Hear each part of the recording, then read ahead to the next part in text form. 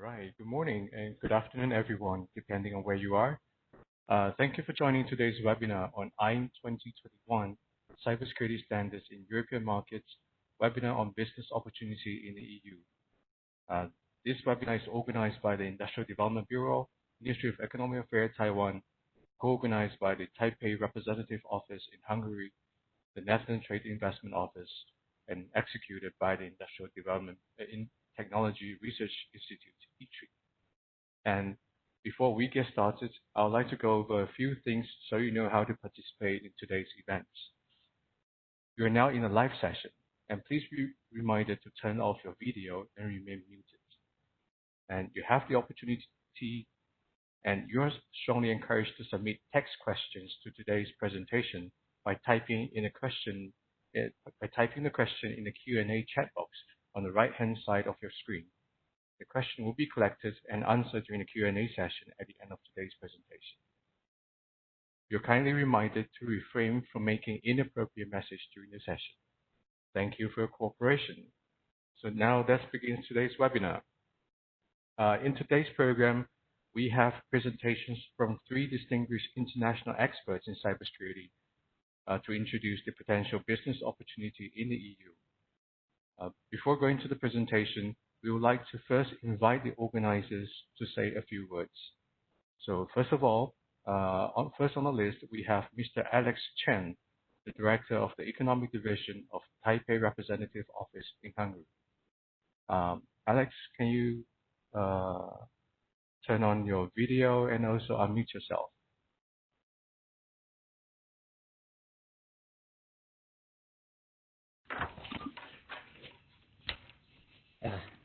Ladies and gentlemen, good morning and also good afternoon. My name is Alex Chen, Director of Economic Division, Taipei Representative Office in Hungary. Today, thanks to the joint efforts of the Industry Development Bureau, Industry Technology Research Institute, and the Netherlands Office Taipei in organizing this webinar. Great to know that we have gathered many participants from industry and various associations who are interested in cybersecurity business between Taiwan and the European Union. My office is based in Budapest. Our main job is to promote trade, investment, and industry cooperation between Taiwan and Hungary. Hungary is a leader in the use of 4G and the 5G networks in Europe, and is also one of Europe's main hubs for the development of an autonomous vehicle system. Its effort has attracted attention in the recent KPMG Autonomous Vehicle Readiness Index report. Hungary has also announced its AI strategy last September, in which self-driving vehicles, autonomous system is listed as one of the sector-specific focus areas. Today, we are glad to have Dr. Gabor Kiss, Head of Institute of Mechanical and Security Science at Óbuda University, Hungary, to share the Internet of Vehicles and its cybersecurity practice in Hungary, along with Dr. Regesi from Ecoris and Mr. Kokas from Philips, giving their presentation. I'm certain today's webinar will give Taiwanese ICT and cybersecurity business an in-depth understanding of information security certification required to enter the European market. Thank you very much. Wish today's webinar going successfully. Thank you. Right. Thank you, Dr. Chen, for the very warm welcome.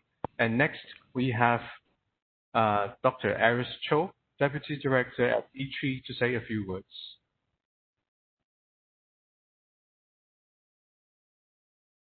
Okay, hello, I'm Aris. Can everybody hear me? Yes, we can hear you. Okay, thank you. I will keep it short. On behalf of Industrial Development Bureau, we are very honored to sponsor this webinar event, and I think the cybersecurity is now a top priority in our national defense, and also in our economic development strategies. So I'm looking forward to have many idea exchanges and collaboration after this event to work together on cybersecurity standards, and hope of the Taiwan's ICT partners could have a lot of opportunity to work with Europe friends. Thank you. Thank you very much, Dr. Cho. And so now's the moment we all been waiting for. So our first speaker of the day is Dr. David Bugasi, Senior Consultant of Icarus, on the topic of EU cybersecurity certification schemes and what is the impact on Taiwanese companies. David, the floor is yours. Thank you very much. Good evening to those in Taiwan. Good morning to those that are in Europe that are at this webinar. My name is David Bugasi. As I've been introduced, I'm a senior consultant specializing in issues around the digital economy. And we provide quite a bit of advice to the European Commission, the European Parliament. I'm currently working with the European Cybersecurity Agency of ENISA on issues around digital markets. So that includes issues around trade, issues around the legal frameworks. So, for example, we're going to be publishing a report for the Parliament on autonomous vehicles and issues around liability within the European Union. And it's within that context that we've been brought in here to talk about the state of cybersecurity certification within Europe, which is a more complicated topic than you would think, which is something that I'd like to address very shortly today. For me, there's a couple of goals from this presentation. First, it's to get this understanding of the difference between a European cybersecurity scheme in various areas and what happens at the country level, what they call member states here, which sometimes can be different. And also just to give you an idea of the speed at which these changes are happening around certification, which is, to be honest, not as quick as you would think. So to begin, I am going to attempt to share my presentation. And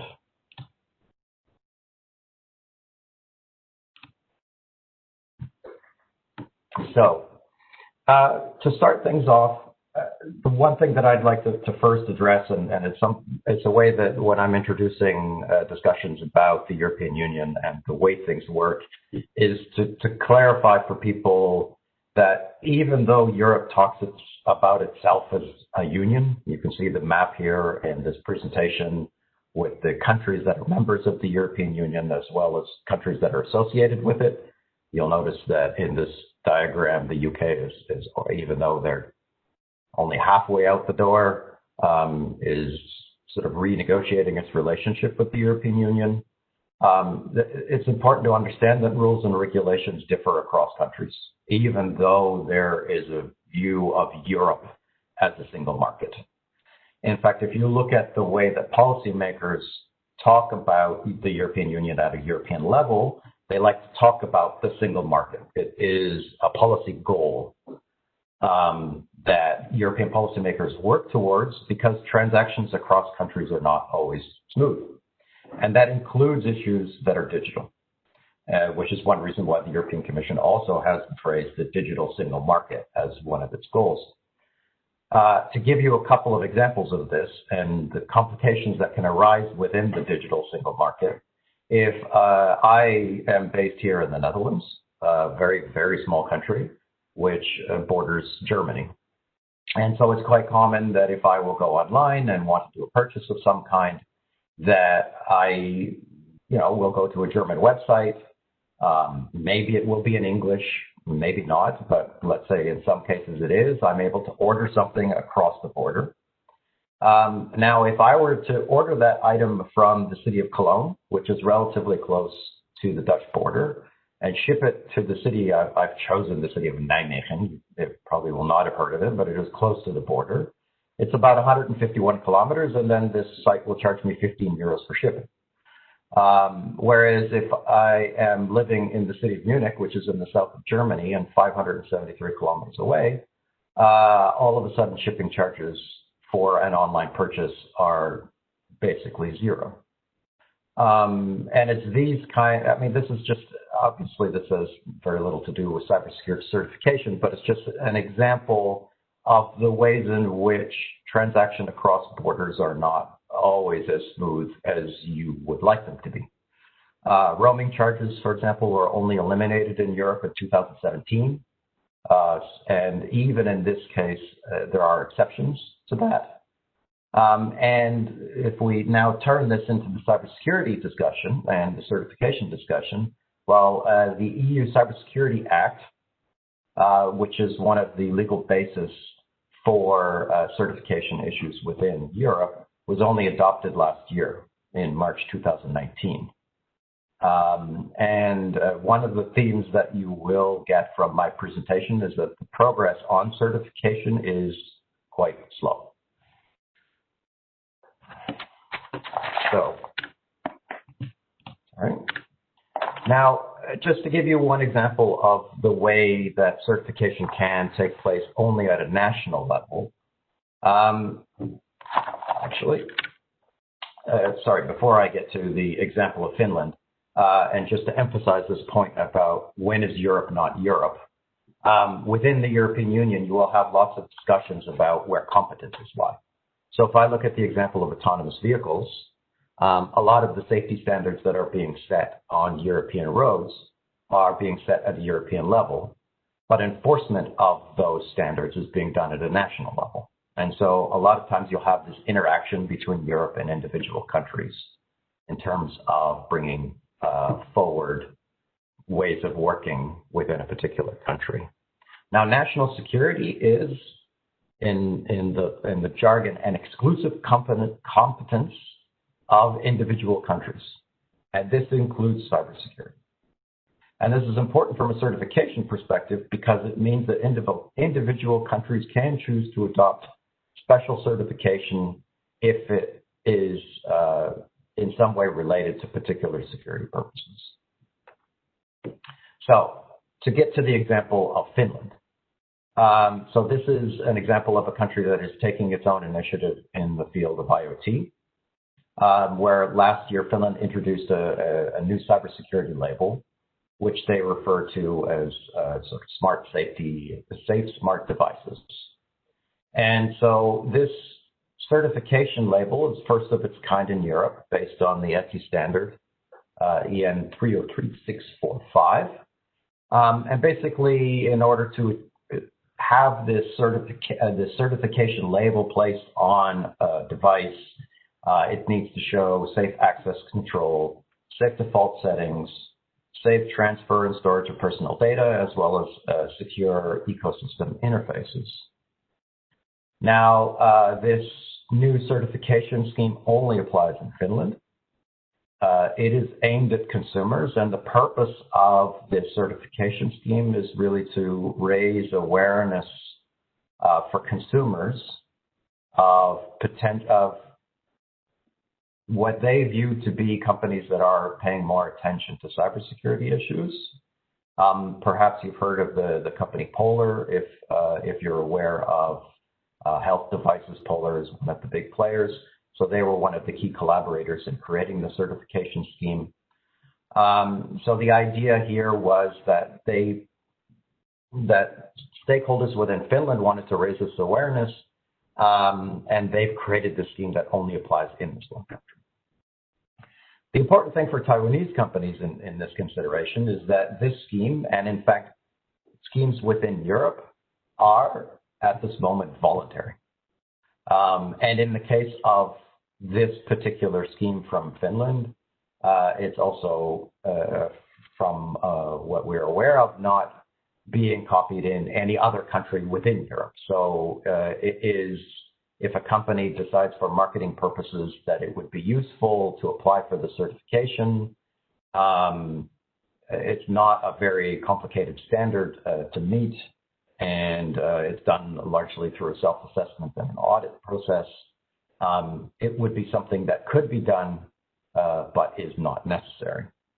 It's also important to say that this kind of labeling and certification is largely aimed at consumers.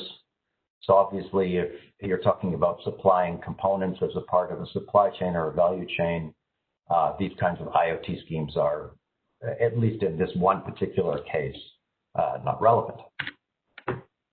So despite the complications around the differences between sort of what is European and what is happening at a national level, Europe is quite interested in cybersecurity and has, via the Cybersecurity Act that was passed in 2019, created an entire ecosystem, if you will, of how to create a European certification scheme.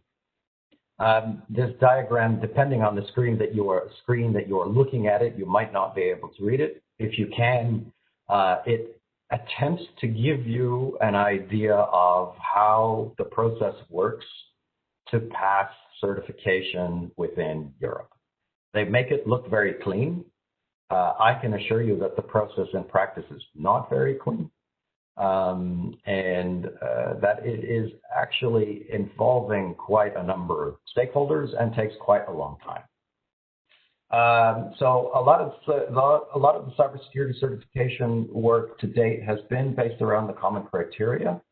And since the passing of the EU Cybersecurity Act, we've only seen the first scheme come into discussion, with public consultation ending in July 2020 on this first scheme, which is around cloud computing. And there was an expectation that there going to be materials published around it by now, but from my last understanding and my last discussion with a couple of stakeholders, it's been delayed by a few months. Now, so at the moment, we have only one certification scheme that is upcoming for 2020-2021, and that is around cloud computing. So other demands are going to be coming down the pipeline. The question is when. And that question, as much as I would love to answer that for you, is we're not quite sure. So the way that it works in brief is that there is a body of sorts, which is called the European Union Rolling Work Program, which includes every country of the European Union. It includes a number of advisors from companies.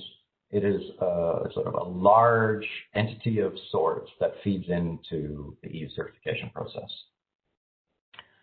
They are there to look for and identify strategic priorities along 5 different lines, and those lines do not always line up with each other. So we have national cybersecurity certification schemes that they're looking at, and if they feel that there are too many of these national schemes, then there might be a push to create a European scheme. The same issue when it comes to laws and policies that are being passed in countries. There's a constant scanning that is going on to see if something will sort of push a need. They have this very vague notion of market demand. So if you have complaints, for example, from suppliers in a supply chain saying, look, we need the certification because the devices that we're receiving, it's a black box when it comes to cybersecurity, then in theory, the European Union might act. Developments in the cyber threat landscape is one of the other areas. So if we see some, and this is probably the more likely area where you would see a quicker push for certification is if particular threats are upcoming and they're particularly high profile, then these will come up. And then we have what is called the European Consumer Consultative Group, which is a group that represents consumers that can also make requests. Now, we have, and if I were to take you back to this diagram, you can see that there are 2 levels of advice and opinion that takes place. One is this cybersecurity group. The other one is this consumer group. And at the end of the day, from a business perspective, the only thing that you really need to take away from this is to understand that sometimes there's a desire, like, I want to know what is happening and what is the direction that Europe is taking when it comes to certification. These organizations involve so many different players, in particular at the national level, where security is a member state issue, that there's a lot of disagreement. And in my opinion, it slows down the certification process, and it's one of the reasons why I think the only certification issue we see coming down the pipeline right now is around cloud. Now, there is a second scheme that is in development, but it is yet to be announced. I would love to tell you what that second scheme is going to be. At the moment, that's quite unknown. Based on conversations we've been having, there is certainly quite a lot of discussion in policy circles around autonomous vehicles. The European, as I mentioned, we published a report with the European Parliament because much as at the Hungarian level, autonomous vehicles is a priority. At a European level as well, it's being discussed quite a bit. IoT also is something that is being discussed, and I'm aware that Ben Cox is going to be talking about issues from Philip's perspective on IoT, so I'll be quite interested to listen to that presentation later on today. But from an official perspective of this Union Road at Work program, the second scheme is still under development and yet to be announced. So for some other quick takeaways before I pass things on to the other speakers, cybersecurity certification schemes at the moment still are voluntary. So at the moment, the European unions look at cybersecurity certification as this is all about what the market wants. There is not a big push from, and this is based on our report, there's not a big push at the moment to make certification mandatory. If you speak to cybersecurity experts, I would tend to agree they probably should be mandatory if you're going to accomplish the goals that you want to accomplish with certification, but at the moment there's just not an appetite for that. That could change in the next couple of years, but in the very short term, everything that is taking place and everything that is in the pipeline is voluntary. That's not to say that individual countries won't take up certification and make it mandatory on specific national needs. And there are particular issues around critical infrastructure, for example, where some mandatory things happen. But at the moment, largely things are voluntary. So we might see, so at what point would we theorize, or at what point would we sort of believe that certification might become mandatory?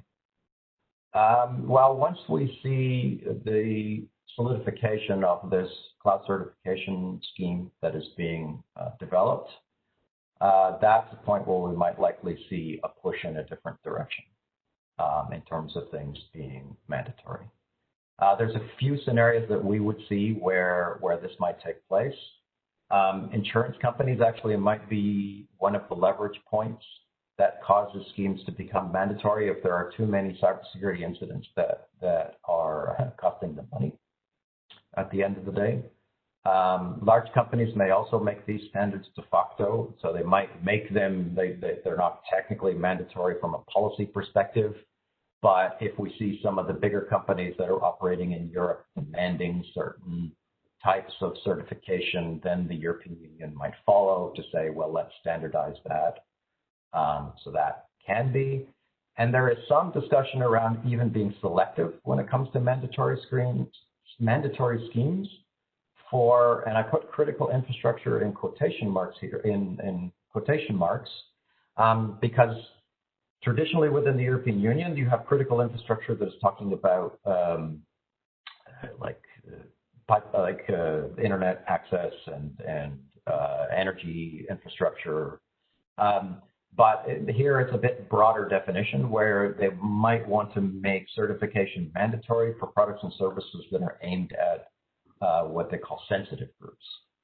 So IoT and children's toys could be something that even if IoT itself doesn't become a certification scheme that becomes mandatory, it might be for that subset around children's toys, health equipment, anything that is aimed at sensitive groups might become mandatory in the future.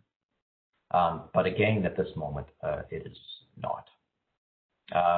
So national cybersecurity certification systems will continue to remain in place. We, at some level, don't also believe that member states will develop too many schemes on their own. They'll be quite focused because, generally speaking, these schemes are expensive to create and require the expertise that a lot of countries in the European Union do not have, and they also don't tend to have testing labs, which are required.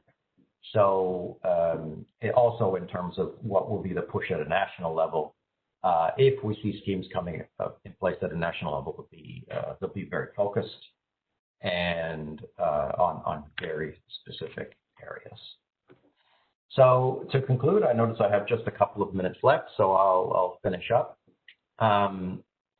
Standardization is going to be the basis for certification in the European Union. Common criteria has been the basis for whatever certification activities have been taking place. And the EU is actively interested in developing standards that will align as well as possible with international ones. So our recommendations at this point for companies is to be aware that at the moment, we do not foresee new certification schemes that will affect your ability to work with businesses in the European Union in the short term. Whatever demands you have from suppliers that you might have here, or if you're selling product here directly, likely the effect on business in the next year will be very little. But that's not to say that there might not be an incident of some kind which causes a change. But at the moment, that change is slow. So that's where I would like to conclude. Thank you very much for your time. I appreciate it. I will stop sharing and I will mute myself, turn off the camera, and pass on the virtual floor to the next speaker. Thank you very much to everybody. Thank you, David. Thank you for the very interesting presentation and the good recommendations. Already there's a question for you, but we'll leave the questions to the last Q&A session. Up next, we have Professor Gabor Kiss, Associate Professor and Head of Institute of Mechanical Engineering and Security Science, on the topic of external manipulation of autonomous vehicles. Professor Kiss, can you share your video and unmute yourself? The floor is yours. Good afternoon. Good afternoon, ladies and gentlemen.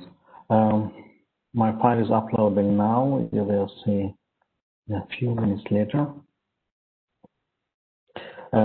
Let me introduce myself. I teach computer science at the Open University. I have more than 30 years experience in this territory, and my research area is the autonomous vehicles. How can I cheat a car? How can I force the decision making of these autonomous vehicles?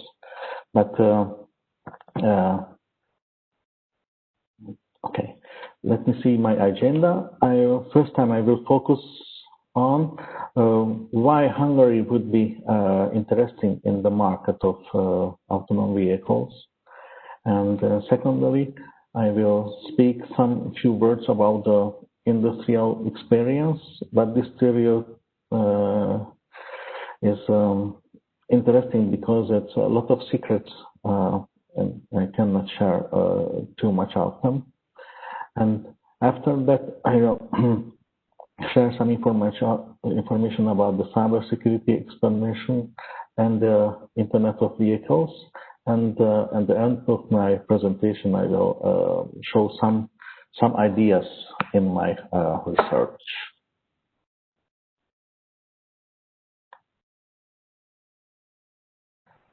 Why Hungary would be interesting in the market of the autonomous vehicles?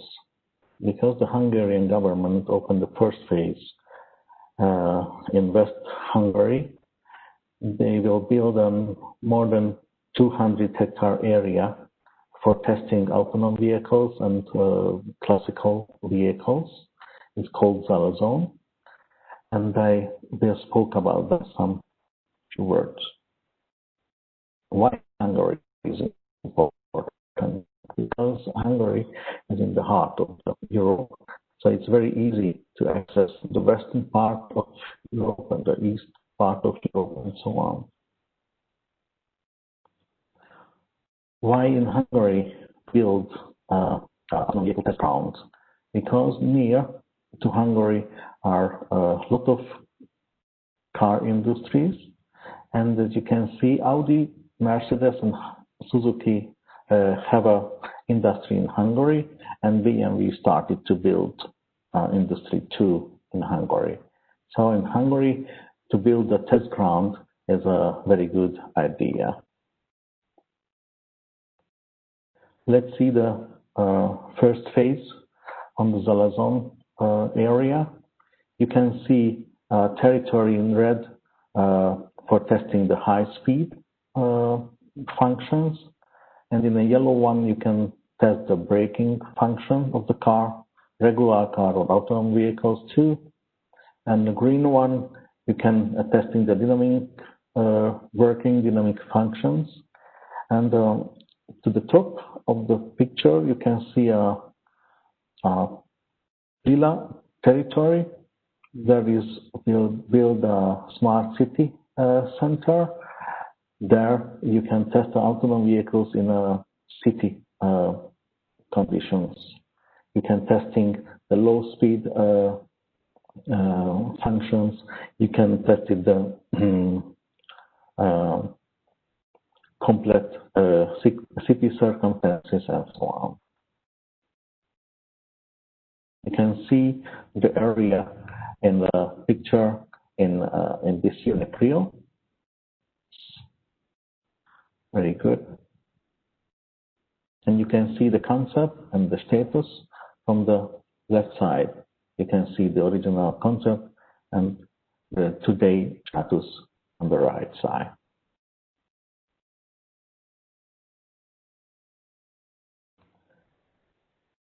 As earlier I've spoken about, different areas are for testing different functions.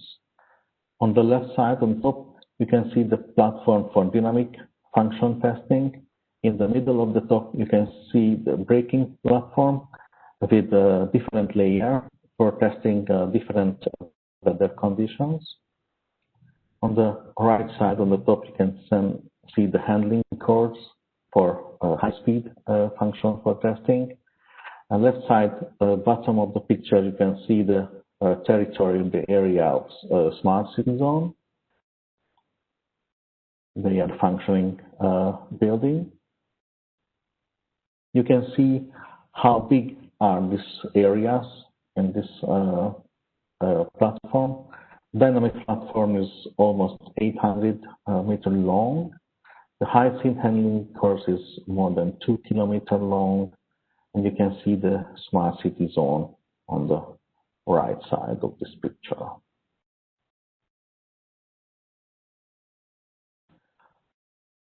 This area is for testing the regular car and autonomous vehicles too, but it's just an area. How can we testing the cars in the normal circumstances? We have public roads near to this test area. Some of them is domestic roads, some of them international roads. How can we testing the car in the normal, in the regular conditions? You can see the service portfolio on this picture.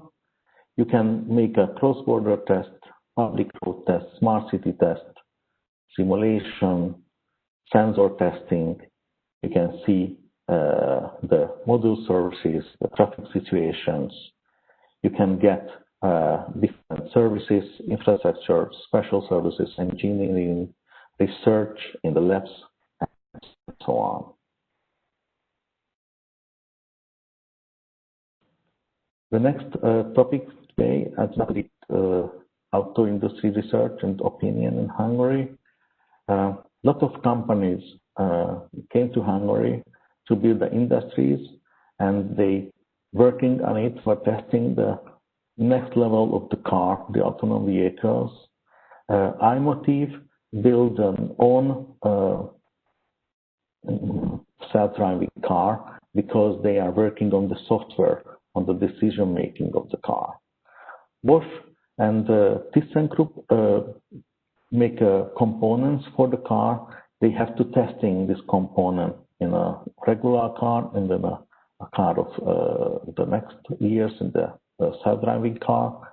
And Continental and Kronbremse produce in the same direction components or tires, then they need to testing. So these companies working on that, then they can use the Zalazon area for testing the components of the cars.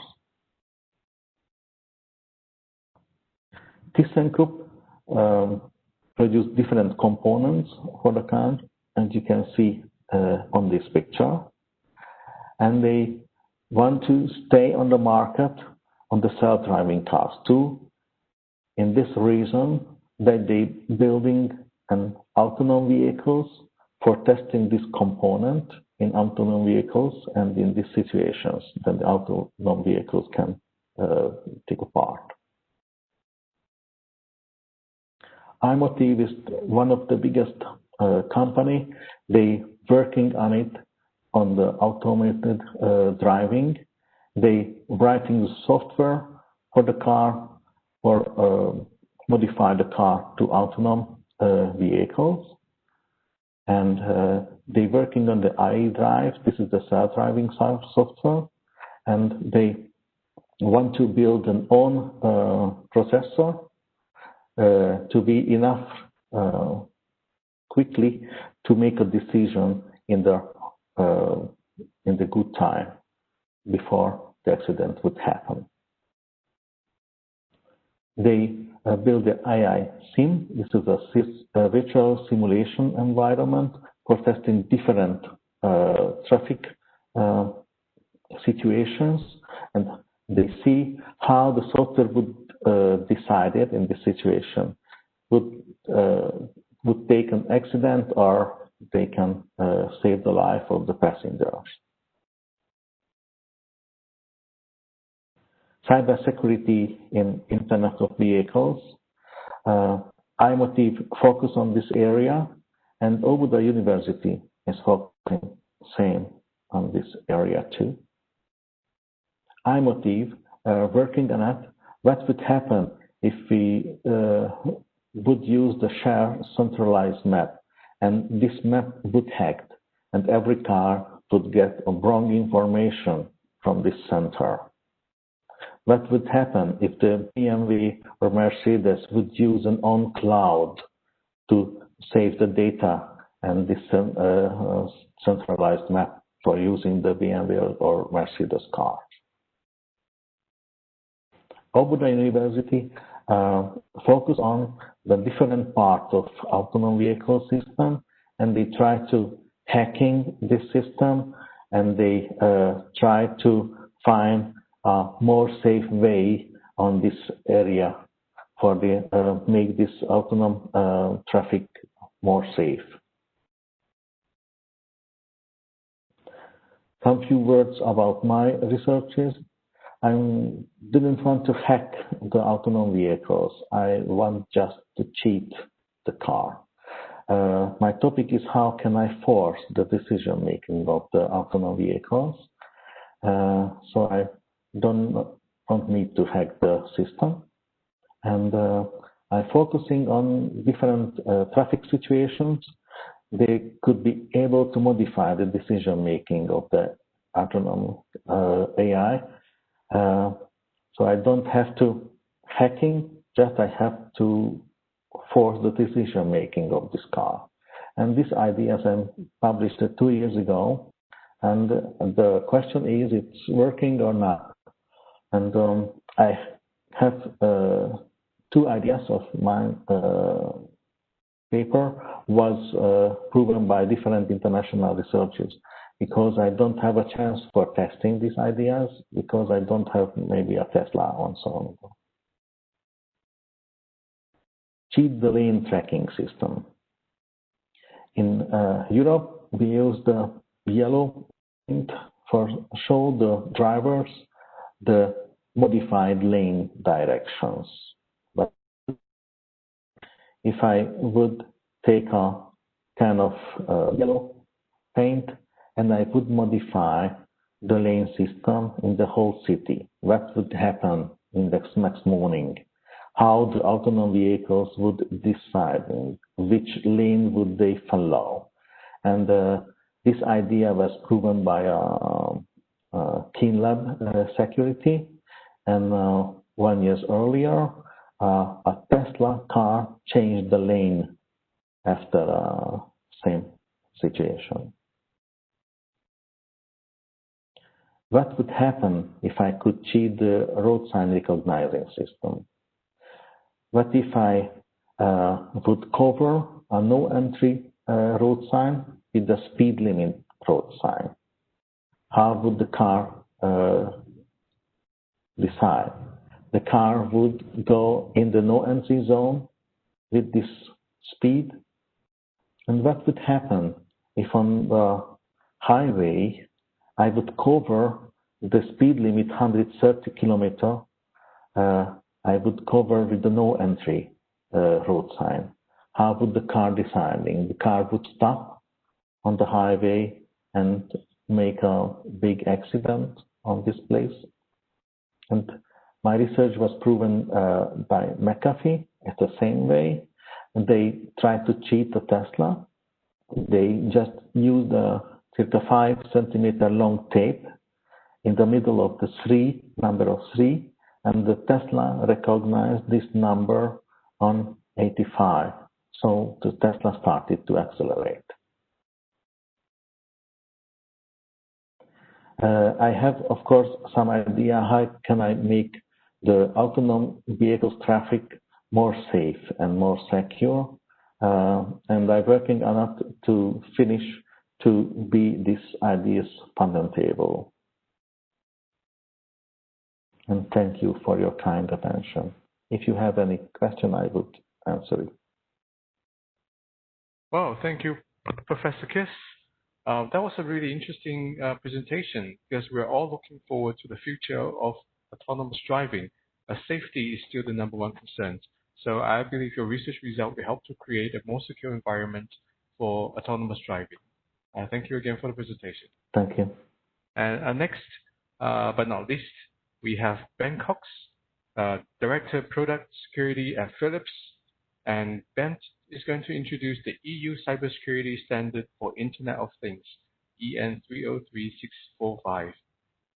Ben, the floor is yours. Hi, let me also start my video. So, good afternoon, everybody. Very pleased to talk to you about some of the concerns and standardization around consumer IoT. To start off, why would we care about cybersecurity? And currently we see the policymakers at European level, at national level, be very concerned about the impact of new technologies. And to understand that, we want, of course, to understand, okay, what is so special related to these new technologies? Interconnectivity is, of course, really one of the big game changers. Yeah, so really, it's really a new dimension where now devices are way beyond the personal individual sphere. Yeah, so now it's possible to do large-scale attacks at no cost in real time because of that interconnectivity. Also, what we see, of course, is that products now are interconnected through services like cloud computing, cloud services, and there, of course, we see that these availability of these services is critical for ensuring the safety of the products. And of course, it also allows us to build products that can be really extended in their functionality, for instance. The greater ecosystem and supply chain. Often you will see now with systems that indeed multiple suppliers can supply software components that will run on a single platform. Through the cloud services, there's often no single entity anymore that is responsible for the entire chain. So that interdependencies also, of course, cause that the responsibilities are blurring. Cyber physical nature. More and more of these new products, of course, interact with their environment. So they're becoming what we would call cyber physical products. Personal data and also non-personal data can be easily collected. We see, of course, in the realm of AI and the learning and adaptive capabilities of products, and sometimes they have undesired behavior, as we have seen in our previous presentation.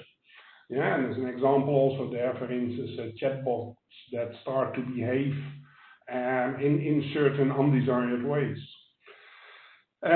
Also predictive and inference analysis and analytics, of course, is there where products are really changing their behavior, and they can be misled for other purposes. And last but not least, of course, also the human-product interaction. More and more, for instance, in where we would use robots, for instance, in the care for the elderly, but also children or people with autism. They can really connect to a robot, to a device, and of course that can be harmed is a concern there as well. So the risks that we in principle have with these new technologies, where they focus on the physical injury, and that can be very broad. From a policymaker perspective, think about things like nowadays you can download an app for your smartphone, which you then can take a picture. For instance, if you have some skin coloring, and that app will then provide you with a medical diagnosis whether or not you are developing skin cancer. And these apps most of these apps have really no real medical evidence to back that functionality of those apps. The physiological harm, we've seen, for instance, deception with robots, emotional instability caused by behavior of products, privacy violation. I think one of the big examples always used when we talk about IoT is, for instance, the Kyla doll, which was a doll for children, and that has a Bluetooth connection to an app on a phone. And then if the kid would say something to the doll, then it would connect to the app, and the app would make the doll talk back to the child. That product was not well designed and could be used for actually spying on people in their homes if they have such a doll. Of course, I don't have to explain things like the ransomware attacks, cybersecurity scams, etc. When we talk about the physiological harm, is also where people get insulted or distressed because of use of products. And societal impact, of course, is, for instance, the large-scale denial of service attacks on the critical infrastructure that we have seen. And misleading manipulation are also elements that we have seen. So the policymakers are really concerned. And of course, laws and regulations are often way behind, and as already was expressed by David, laws and regulations are not easily changed. That takes a long time. So the first step that you would see in general is that is the development of guidelines, IoT guidelines. And here you see on screen some examples. Yeah, for instance, the first one is from NISA, who developed the baseline security recommendations for IoT in the context of critical infrastructure. So really with a specific focus. And just to make sure that you understand that I want to talk about consumer IoT, this is not a Philips commercial, but this is the type of products we want to talk about is really the consumer IoT devices. And a focus there, for instance, in the Netherlands, but also in the UK, they developed the Code of Practice for Consumer IoT Security, and that was really the start of a number of issues, of a number of developments. So what also was done in the UK is they created a code of conduct and asked manufacturers if they would voluntarily sign that code of conduct. So everything there, of course, being a guideline, being code of conduct, is a voluntary proposition. But on the other hand, if brand value is important to you, these are areas where you want to go. Most of these guidelines do not focus only on security.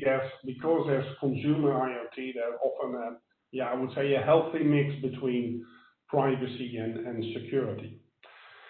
There's one thing that I do want to explain, and that is, personally, I really do not like the term IoT. If you look in the standards and look what does it mean, Internet of Things, and as you can read here in the standard, it says it's an infrastructure of interconnected entities, people, systems, and information resources, together with services which processes and reacts to information from the physical world and the virtual world. So in practice, you could say IoT defines everything. And to be honest, I don't like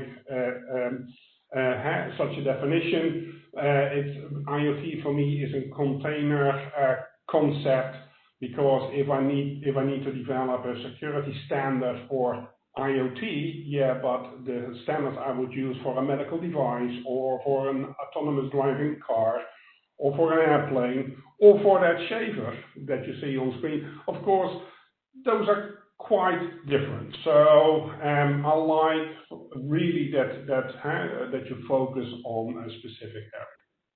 So the UK Code of Practice for Consumer IoT Security, that was really well positioned by the UK government, and they just had a few, I would say, high-level objectives.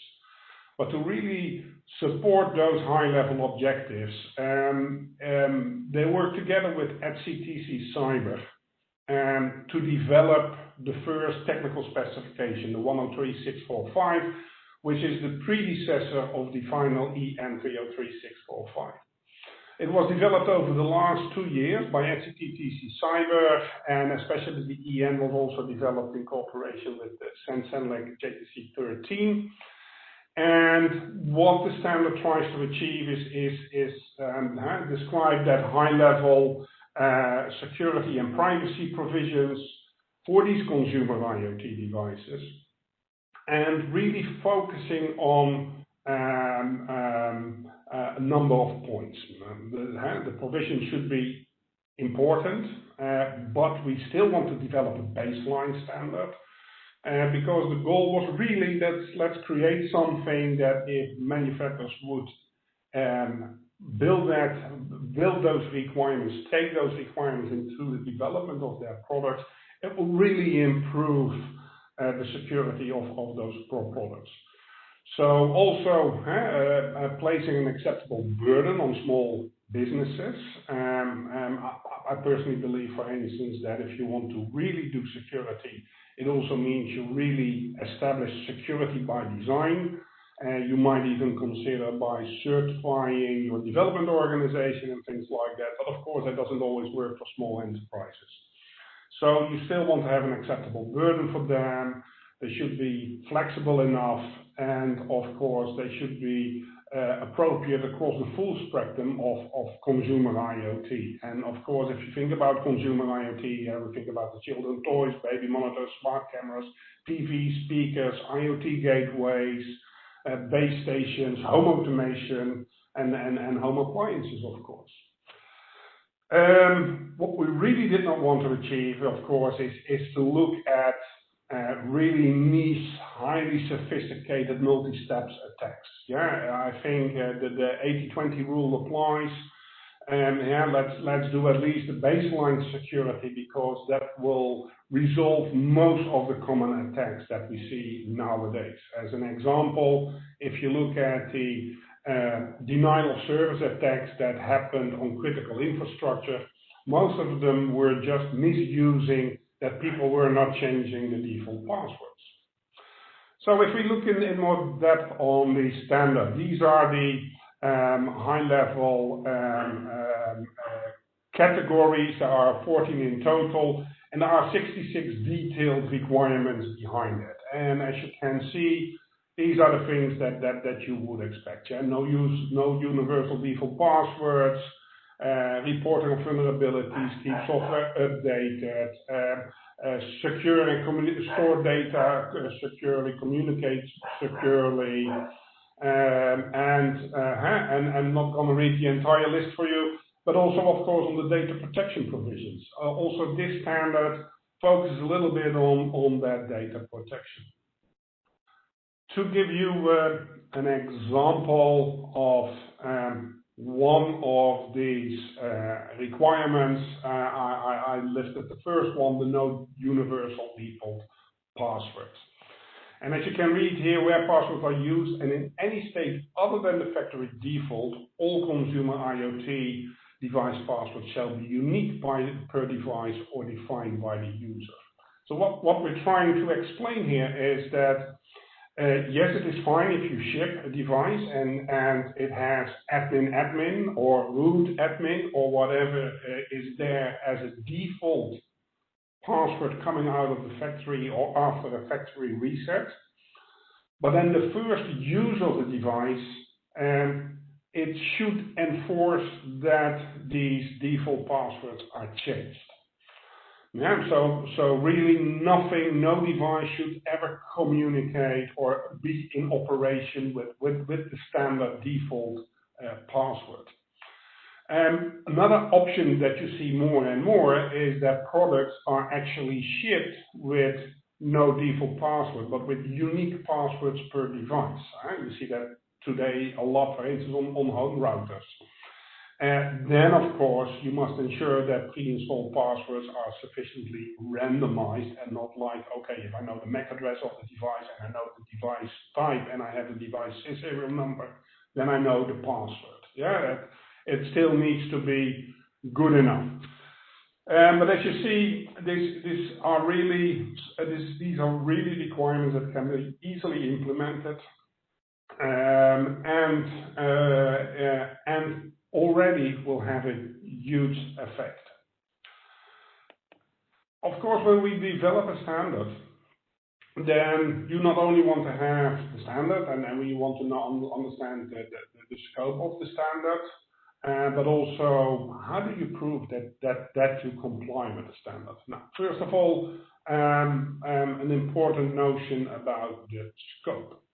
The associated services, so any cloud services that are supporting the IoT device are out of scope for the ETSI EN. So the ETSI EN 303.645 really focuses only on the device itself. And we did recognize something that we called constraint devices. We had a lot of discussions on this because some of the requirements are, for instance, that you need to have that secure password, that, for instance, you need to have the capability to update the software. But on the other hand, you might, for instance, bring a sensor on the market, and all the sensor does is every minute it will, through Bluetooth, broadcast the room temperature, for instance. Now, of course, you don't want to have a number of requirements for these kind of products. So when we talk about software updates, yeah, probably these kind of sensors do not have that capability. So that means that if you need to do a software update, you just have to replace the entire product.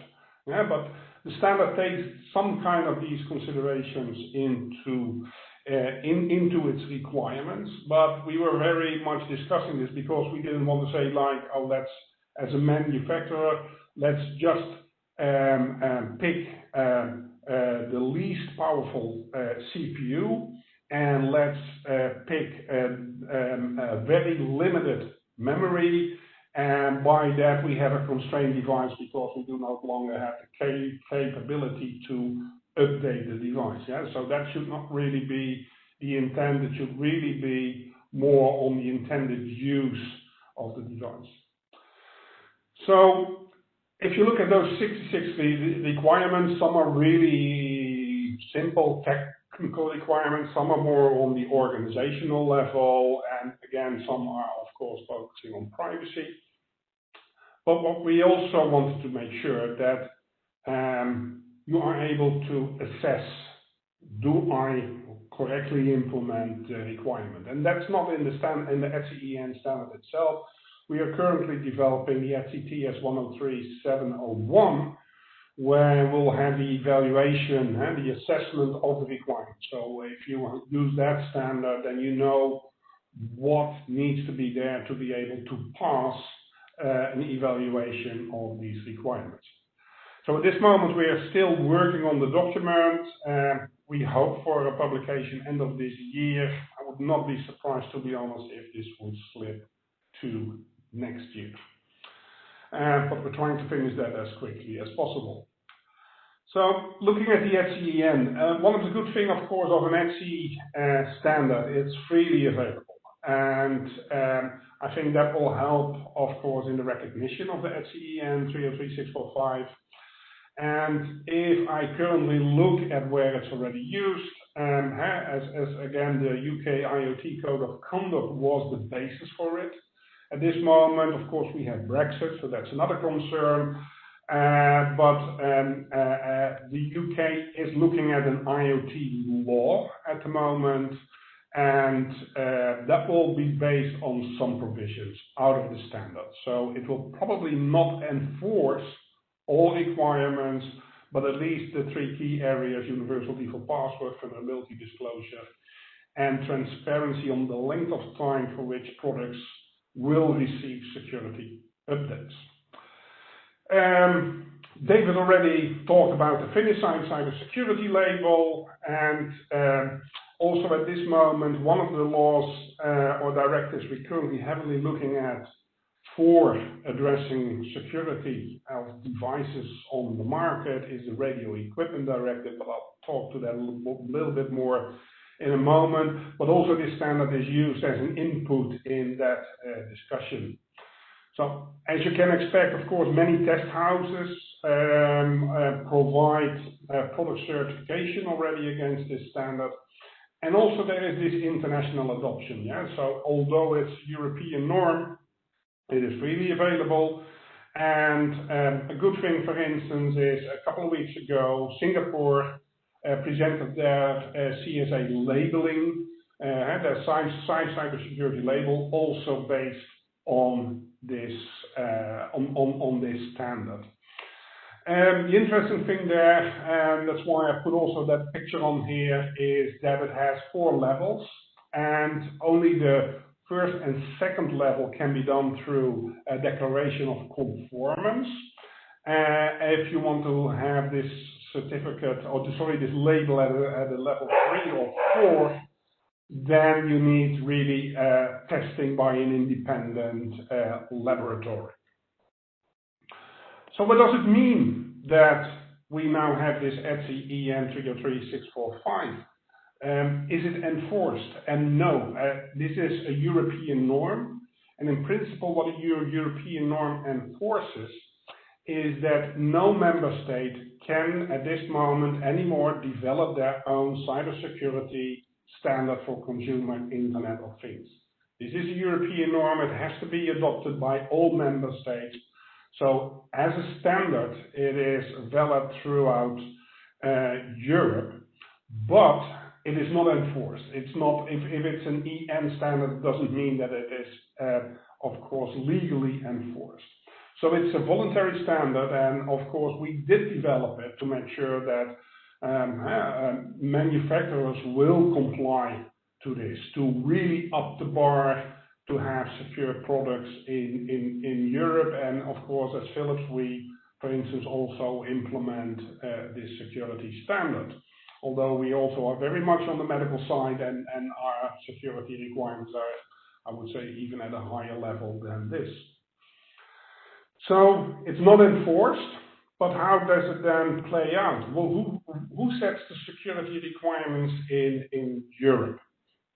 And if we look at that, on the left-hand side, we see what is currently already addressing security. So I think everybody has heard about the GDPR, yes? So no need to go in there.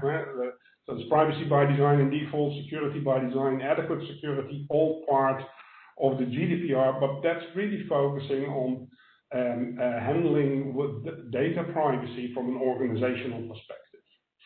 So the Network Infrastructure Security Directive, the NIS directive, is focusing on providers of essential services, so critical infrastructure, and digital service providers. For the digital service providers, really high bar.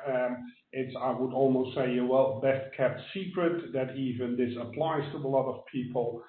But if you just have a web shop or something like that, it doesn't apply there. It's really where you provide digital services, for instance, to third parties. At this moment, the NIS directive is on the review to see if they can get a better harmonized approach throughout Europe. As an example, Germany sees critical infrastructures for their hospitals, for the larger hospitals only. In the Netherlands, the hospitals are not even part of critical infrastructure. Cybersecurity Act, already also discussed by David. So we have the SOC-IS, we have the cloud. At this moment, we are discussing the Union Rolling Working Plan to see what will be there. ICS SCADA is being discussed, 5G, IoT, and also, as David already stated, based on voluntary certification. Again, the advantage, of course, for manufacturers and service providers is that as soon as we have a certification scheme under the CSA, then that scheme is enforced throughout Europe. At this moment, if I want to provide a cloud service, then in France I have to do the French certification, in Germany I have to do the German certification. If the CSA provides the cloud scheme, it will be the same throughout Europe. Medical device regulation, for instance, also addresses security, but also, of course, if you look in automotive or in aviation, there are things. Under consideration, and that's part of the first slide that I talked about, the focus of the policymakers on new technology. And Radio Equipment Directive, the Low Voltage Directive, Machinery Directive, and General Product Safety Directive are all long-standing directives which relates to the CE marking of all kind of products. So if you want to bring a product on the European market, you have to deal with one or multiple of these directives. Especially the Radio Equipment Directive is currently being discussed to activate what we call delegated acts on certain articles which are currently not activated but are already in the directive on the protection of personal data and fraud protection.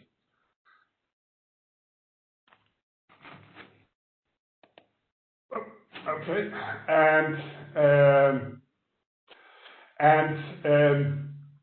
at this moment, a lot of the several member states see the Radio Equipment Directive as a means to quickly regulate security requirements for consumer products.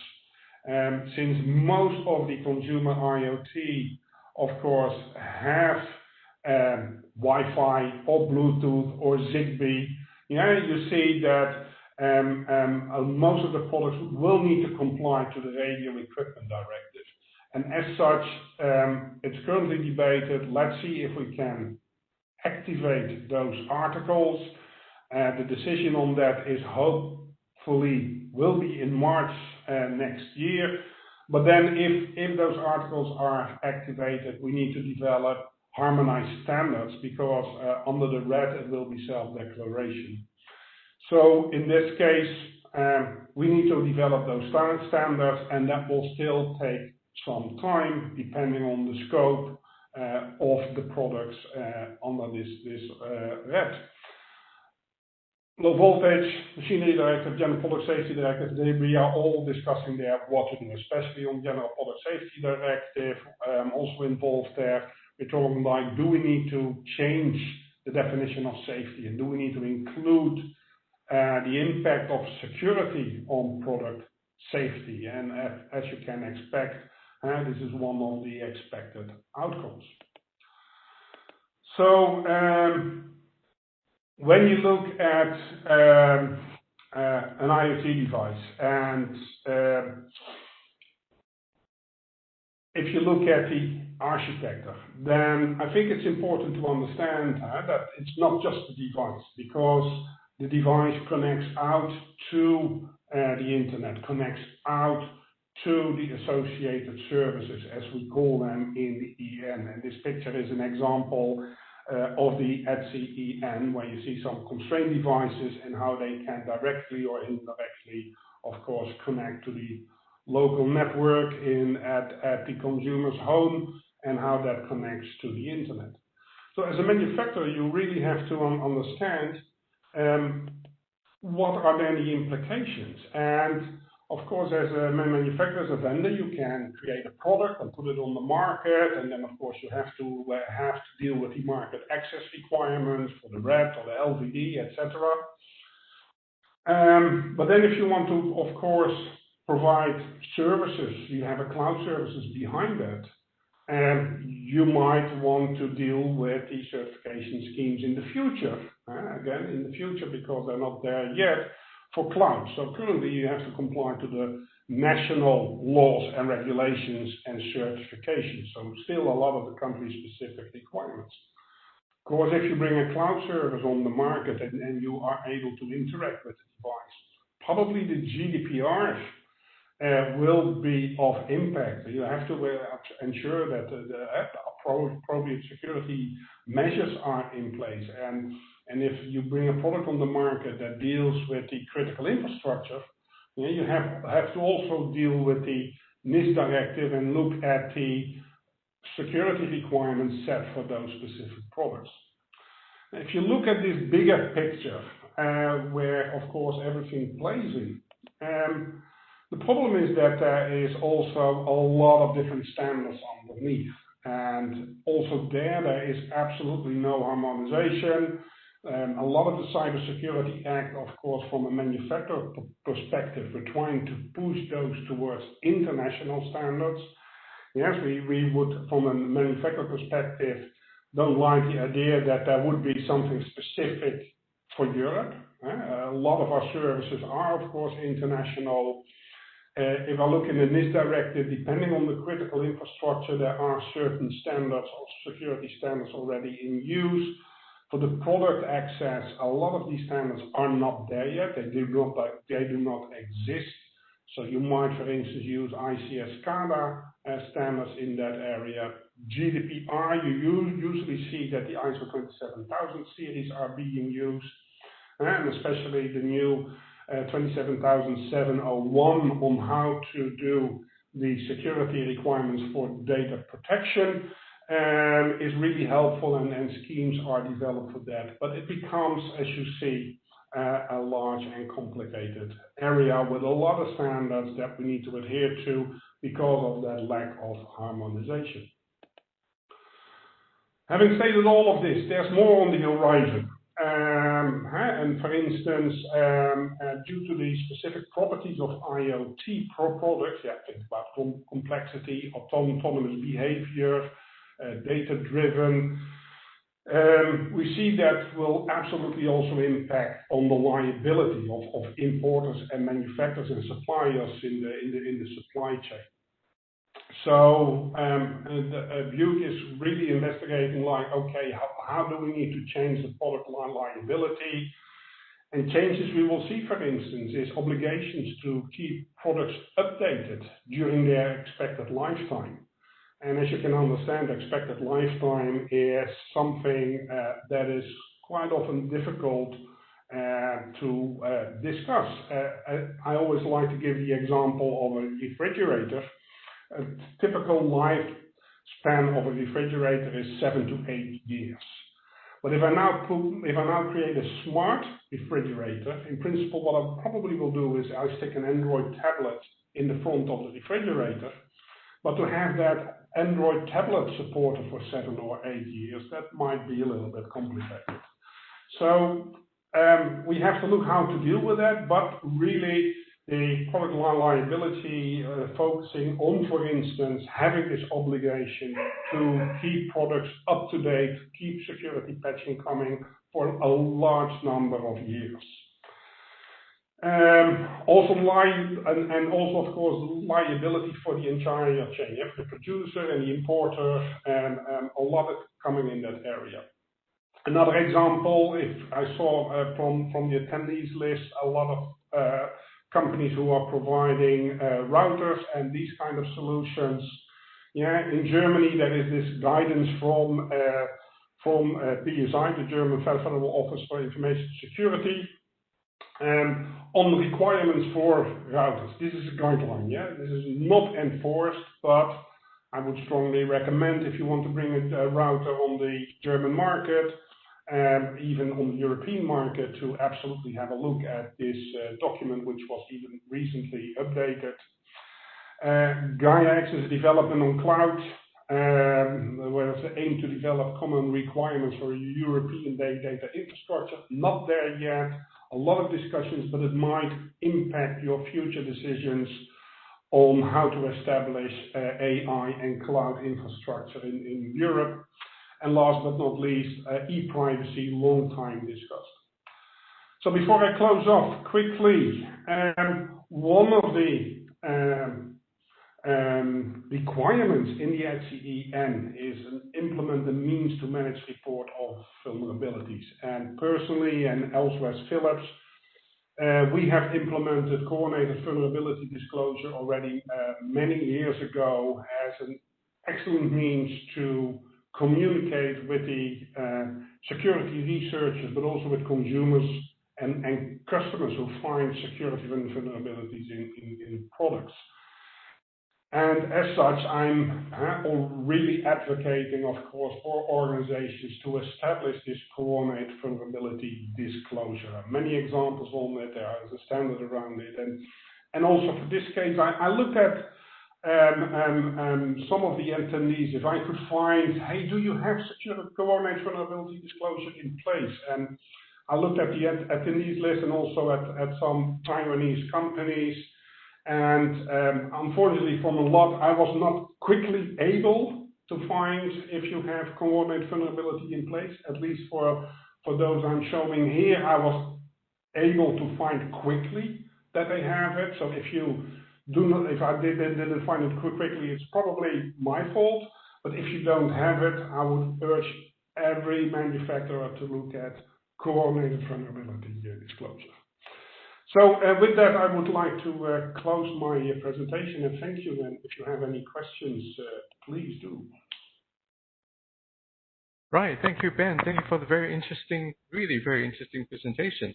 Not only you talk about the contents of this NIST directive, but you also mentioned about the international adoption and also the various directives that are also considering security.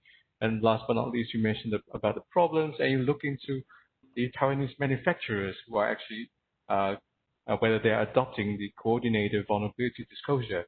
I think that's a really good thing to do. And so now we have the Q&A session. So already in the chat box, we have received some questions. May I ask all the speakers to turn on the videos? Thank you. Right. Thank you. We have all the speakers. So here with me, I have a few questions. The first question was to David. So the question is cybersecurity certification mentioned here for hardware? Is there any cybersecurity certification in Europe for software? So the cloud computing scheme to which I was referring is obviously still up for discussion and debate. So there is not a standard that I have seen yet to make that clear. I would assume it will apply because it can apply obviously to hardware, software processes. I would assume that a cloud certification scheme will apply both to hardware and to software. I mean, one of the issues that ENISA has when they are thinking about cybersecurity certification is I think traditionally they've thought of it only through a lens of security. And now they're being asked to look at things also from the perspective of the market and how you sort of dissect and view the market really depends a lot in terms of what they are trying to certify. So sometimes they're talking about certification. So for example, when we talk about upcoming certification schemes, there have been discussions around, well, should we have something around autonomous vehicles? Well, autonomous vehicles contain a bunch of products and services that in and of themselves might be certified. And so you have this layering that happens. So do we need a certification for a car? Do we need a certification just for sensors and IoT and cloud infrastructure, which all feeds into the car? There are all of these sort of questions that make it difficult for ENISA to target where the certification should lie at the end of the day. So that's the long answer. The short answer is it should be both hardware and software. Thank you very much for the very comprehensive reply. And second, we have a question for Professor Kiss. And so you already answered the second question regarding whether the Taiwanese company can join the autonomous testing program in Hungary. You mentioned that you contact the ministry to find out. And there's also another question on whether the example you presented during your presentation are those non-intrusive hacking or ways of deceiving the autonomous vehicles.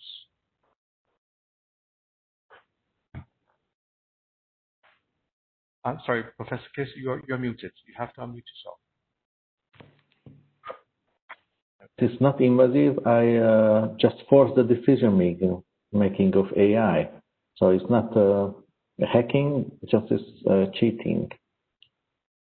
Right. But that also is a huge safety concern. So I think that's something which they should really address in the future of autonomous driving.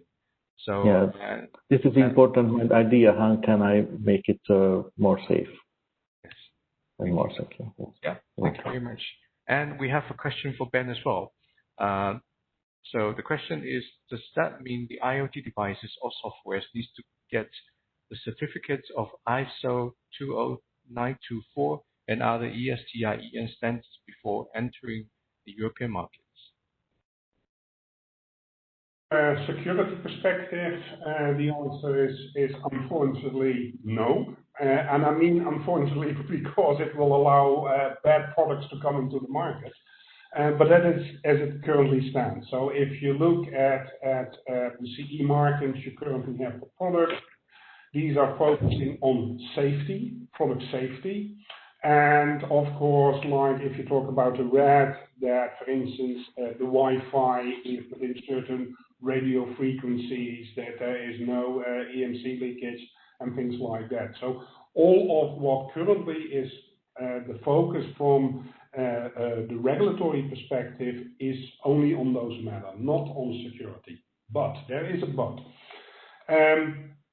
Any products that can be used by organizations, those organizations still have to comply, for instance, to the privacy regulations. And as such, they of course cannot use products that would violate adequate security. So in that respect, it might limit the use of these products if you do not address security at all. Also with IoT, there is still this requirement around safety. And in my view, a product should be inherently safe. What I mean with that, for instance, if I have a, let's take as an example, if I have a water kettle, which is, I don't know for what reason, but say you have an internet-connected water kettle, so you can turn it on time before you are home, you already have warm water. And I personally believe that is a safety issue because you do not have a vision on the water kettle and your kids might be playing with it at that same time. So I don't think it might not be a good innovation, but on the other hand, I have seen interesting products being brought on the market. But what I think is, for instance, that you should not be able to overheat the kettle, no matter what. Same as you have, for instance, a stove, an oven. If the oven can go up to 200 degrees Celsius, but it's an internet-connected oven, and through hacking the device, I can set it on 300 degrees, it should not be possible. There should be physical constraints in the device to ensure it's always safe. Having said all of that, I also believe, of course, that as manufacturers, I hope most of us are proud of our brands, and as such, I think we only should want to bring products on the market that have at least the basic security addressed.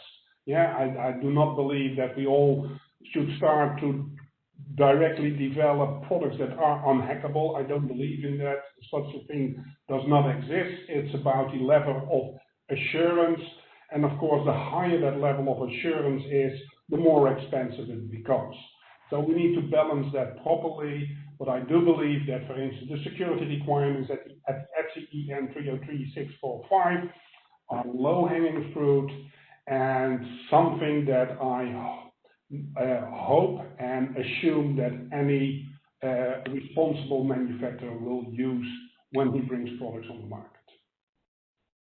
Well, thank you, Ben, for the insights. And also, I think that will also mean that it will be harder for me to borrow my neighbor's Wi-Fi in the future. So, yeah. Right. So we have another question to all. Apart from consumer IoT, are there any regulations or standards for financial services? Any of these speakers would like to answer this question? Not that I'm aware of. That is not my sector of expertise, unfortunately, and it's nothing that I've come across. That doesn't mean at a national level there's not something, but I can look into that and come back to the question. Yeah, it's also my expertise, but since in Europe, of course, have the and I'm even skipping what the regulation is called or the directive is called, but you are now able to share financial information across organizations, and there are strict requirements related to that. So there is something, but I would have to look that up, and not my area of expertise either. Right. Thank you very much. And wow, it's perfect time management, and we come to the end of the webinar. So, is there any last takeaway message you would like to provide to the audience? Can we start from David? Okay, well, time management, so I have 30 seconds. I suppose the two takeaways for me that are important is, and I think Ben's presentation has also helped to emphasize this when he gave the example of routers in Germany, is that at the end of the day, national markets still matter. And when you're entering into a market and entering into partnerships with European companies, it's something to still keep in mind. The second thing is, and this is a little bit related to one of the elements that Gabor was talking about he was giving this example of this road sign hack, so to speak, that caused a problem with an accelerating vehicle. And we've been talking about cybersecurity certification and how this will push changes in terms of how products and services are created. There are other legal areas that will also push these changes, and liability laws is right now a gap. that the European Union is looking to fill, and I expect in the coming years that this will also influence a lot of issues in this area. So, for example, if the Tesla gets into an accident because of that road sign, is Tesla responsible for that accident, or is the individual that hacked the sign responsible? And at least in the terms of autonomous vehicles, that is unclear from a legal perspective and something that the European Union is looking to address. And I also believe that environmental laws, when it comes to sort of ensuring that products are taken from, they call it cradle to cradle, will also have an impact here. So it's one thing to say, well, it's important to know that your fridge is only going to be good for 3 years because it won't get security updates afterwards. But there will be a push from an environmental perspective to say, well, that as a business model is not acceptable. And so even though it won't be certification or security requirements, there'll be demands in terms of understanding business models that will also in future have an effect. That's not in the short term. These are things that are being discussed. Sorry, that was longer than 30 seconds, but those are my takeaways. No problem at all. Thank you very much. And next, can we have Gabor to give us your takeaway message? A lot of lawyers will be very rich if we would start the autonomous vehicle on this stage that we are now today. So I think the industries have make a lot of tests against the external and internal manipulations too. Thank you. Right, thank you very much. And last but not least, we have Ben. So Ben, please. Message, because I work for a manufacturer, but of course I'm also a consumer, and I hope everybody puts their customers first and don't wait for legislation to make sure that you are a trusted brand and have secure products on the market. Right, thank you very much. And especially thanks to all the participants who are staying up. This is now 5:30 in Taiwan. And thank you for joining the event today. And if you have further questions, please feel free to contact the organizers. And thank you all the speakers for the excellent presentation and informative content for today. Thank you very much.